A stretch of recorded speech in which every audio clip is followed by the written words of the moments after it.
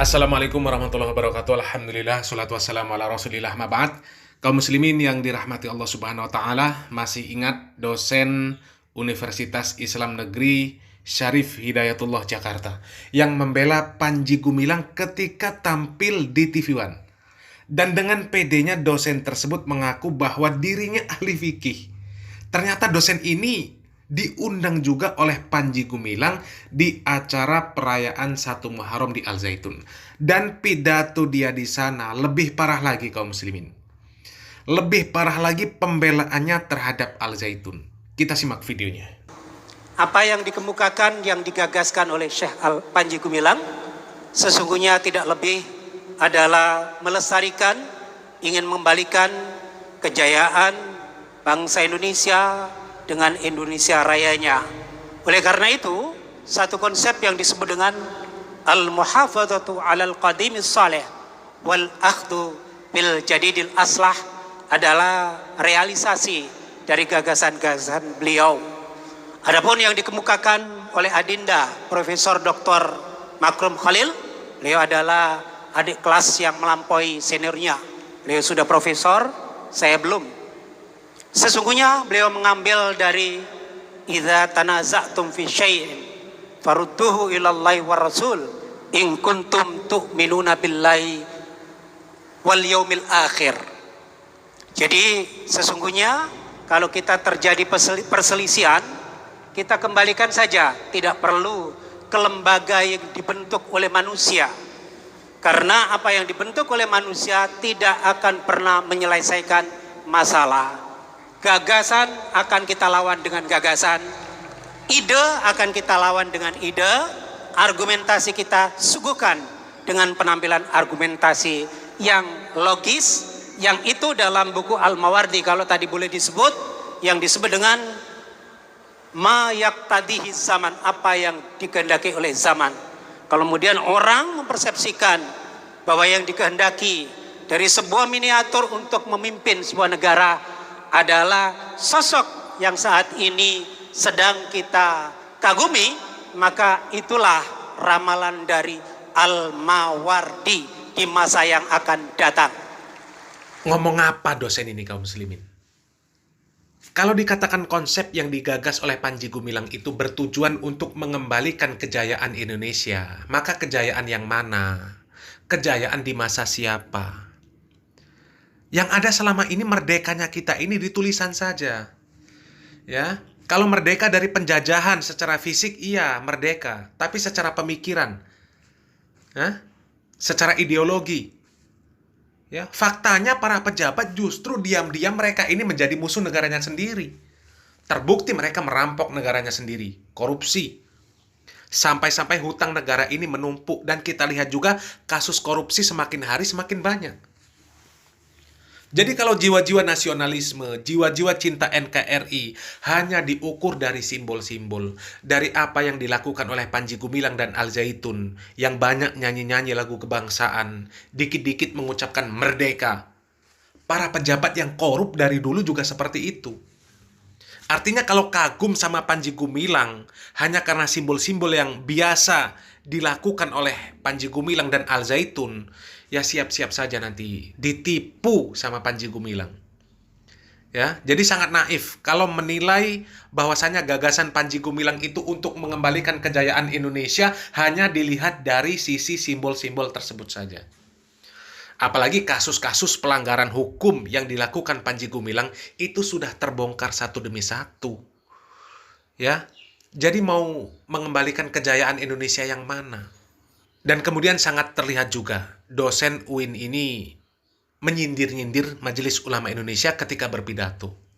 Meskipun tidak secara langsung menyebut Majelis Ulama Indonesia, tapi kita tahu lembaga yang paling sering diserang, disindir-sindir oleh Al Zaitun dan para pembelanya, ya lembaga Majelis Ulama Indonesia. Kalau Pablo Benua ketika berpidato kemarin jelas-jelas terang-terangan menyebut Majelis Ulama Indonesia. Kalau dosen ini nggak berani, hanya berani menyindir. Ya.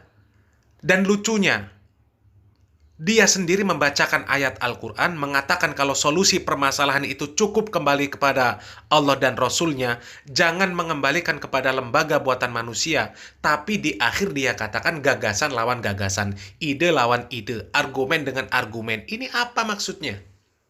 Nggak nyambung. Majelis ulama itu wilayahnya menilai praktek-praktek agama yang ada di Al-Zaitun, sesuai apa tidak dengan Al-Quran dan Sunnah. Sesuai apa tidak dengan perintah Allah dan Rasul-Nya. Ya, kalau kemudian Anda mengajak mengembalikan permasalahan, solusinya ide lawan dengan ide, pemikiran dengan pemikiran, argumen dengan argumen, yang nggak nyambung dengan ayat tersebut. Ya, nggak nyambung dengan ayat itu. Ya, kalau memang mau mencari solusi dengan kembali kepada Allah dan Rasul-Nya, ya monggo, silahkan. Apa dasar yang dipakai Al-Zaitun selama ini untuk melakukan ibadah-ibadah yang kemudian menjadi kontroversi di masyarakat? Apakah ada dalil dari Allah dan Rasul-Nya? Kan begitu. Jangan Anda katakan kembali kepada Allah dan Rasul-Nya, tapi Anda sendiri mengajak untuk akal-akalan. Ya, kita lanjutkan kaum muslimin. Sebuah karya, kalau boleh kita hadapkan dengan al-fadlu lil mubtadi wa in ahsana lil mubtadi. Karya ini akan ada orang yang membuat. Walaupun karya itu akan terjadi dan lebih baik, tetapi kelebihan, keunggulan itu akan tetap dimiliki oleh sang penggagas pertama, dan itu tidak akan pernah terlupakan oleh tulisan sejarah. Saya tadi terinspirasi dari satu kata, bahwa sesungguhnya keberadaan semua Rasul, terutama Nabi Muhammad SAW, itu adalah untuk menyempurnakan akhlak. Sehingga di situ ada sebuah kata bijak, innamal umamul akhlaqu ma baqiyat fa in dhahabat akhlaqum hum dhahabu. Sebuah bangsa, sebuah lembaga, sebuah identitas, sebuah suku, sebuah bangsa tidak akan pernah berwujud kalau kemudian kehilangan jati dirinya. Dan Az-Zaitun merupakan salah satu dari sekian puluh ribu lembaga yang ingin menguak kembali, menampilkan jati diri dari bangsa Indonesia itu. Maka dia akan kelak akan berjaya selama-lamanya. Satu kali saya mendapatkan hadiah dari Dr. Al-Akh Ahmad Dardiri. Beliau pulang dari Madinah menghadiahkan kepada saya satu buku. Judulnya itu antik sekali, Ushkur Husadak. Berterima kasihlah kalian kepada orang yang menghinamu, orang yang menghujatmu, orang yang mencelamu. Karena apa? Ada kata yang paling penting. Idza aradallahu nashra fadilati wa tuyak arsalaha lisana hasudin. Apabila seseorang yang jati dirinya itu memang ditempa oleh Allah, diutus oleh yang di atas, dia akan diuji dengan mengutus orang-orang sesamanya, menghina, menghujat, mendalimi. Itulah dia jati diri yang asli yang akan diberikan Allah kepada yang bersangkutan. Saya terinspirasi satu buku punya Muhammad Iqbal. Kalau ini anak buahnya Hamka. Ini selalu mengawal saya, nggak boleh dosanya disentuh-sentuh ini. Satu orang Afifuddin bisa menggetarkan Indonesia, maka bagaimana kalau 10 Afifuddin? Semua hanya mendengar, tapi kalau semuanya seperti Afifuddin, Indonesia akan gempar sama dengan Soekarno. Berikan saya 10 pemuda, akan aku goncangkan dunia, katanya. Satu kata dari Muhammad Iqbal dalam syairnya, dalam bahasa Urdu, beliau mengatakan, Adami ihtirami Adami, bah khobar su asmaqam Adami. Manusia, kalau dalam bahasa Arabnya begini, insaniyatul insan mutawaqifun ala insaniyatihi al insana. Manusia itu disebut manusia manakala manusia itu mampu memanusiakan manusia. Bila mana manusia itu tidak mampu memanusiakan manusia, maka dia bukanlah manusia. Manusia itu kalau dalam bahasa mantiknya hayawanun natik, makhluk yang berpikir. Maka apabila dia tidak berpikir, maka dia bukanlah manusia.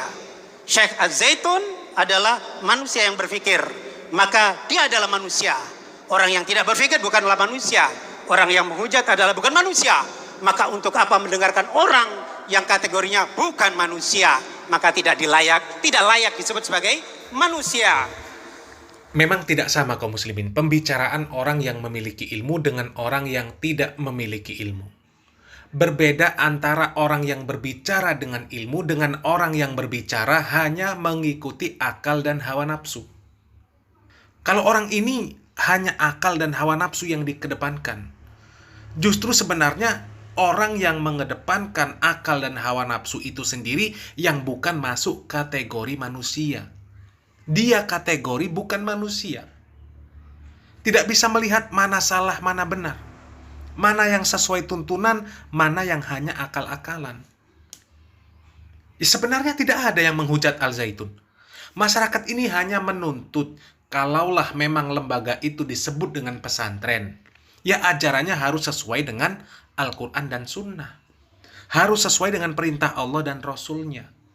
Kemudian kalau terjadi perselisihan pendapat tentang apa yang terjadi di Al-Zaitun, kembalikan kepada Al-Quran dan Sunnah. Kembali kepada Allah dan Rasulnya. Itu maunya masyarakat. Bukan mereka justru meninggikan akal-akal mereka.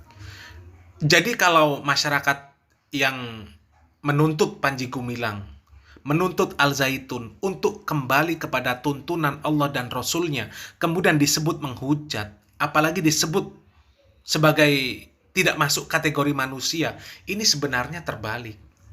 Justru kalian yang membela Panji Gumilang dan Al-Zaitun, yang mengikuti akal dan hawa nafsu tanpa tuntunan Al-Quran dan Sunnah, tanpa tuntunan Allah dan Rasulnya, itulah yang bukan kategori manusia. Sholat itu sudah diatur. Muamalah sesama muslim sudah diatur. Muamalah dengan orang kafir sudah diatur. Diatur oleh Al-Quran dan Sunnah. Diatur oleh Al-Quran dan hadis. Diatur oleh Allah dan Rasulnya. Ya, dijelaskan oleh para ulama bagaimana aturan Allah dan Rasulnya. Tapi kalian tidak mengikuti aturan itu. Kalian malah memakai akal sendiri. Kalian katakan itu merdeka akal, merdeka pikir. Itu namanya sesat. Tidak mengikuti Allah dan Rasulnya. Di dalam surat Al-A'raf ayat 179 Allah Subhanahu wa taala mengatakan, "Walaqad dzarra'na li jahannama katsiran minal jinni wal ins lahum qulubun la yafqahuna biha wa lahum a'yunun la yubsiruna biha wa lahum adhanun la yasma'una biha ulaika kal an'am bal hum adall ulaika humul ghafilun." Dan sesungguhnya kami jadikan untuk isi neraka jahanam itu kebanyakan dari jin dan manusia. Mereka mempunyai hati tapi tidak dipergunakan untuk memahami ayat-ayat Allah. Mereka mempunyai mata tapi tidak dipergunakan untuk melihat tanda-tanda kebesaran Allah. Mereka mempunyai telinga tapi tidak dipergunakan untuk mendengar ayat-ayat Allah. Mereka itu sebagai binatang ternak. Bahkan mereka lebih sesat lagi. Dan mereka itulah orang-orang yang lalai. Semoga yang sedikit ini bermanfaat. Barakallahu fikum. Wassalamualaikum warahmatullahi wabarakatuh.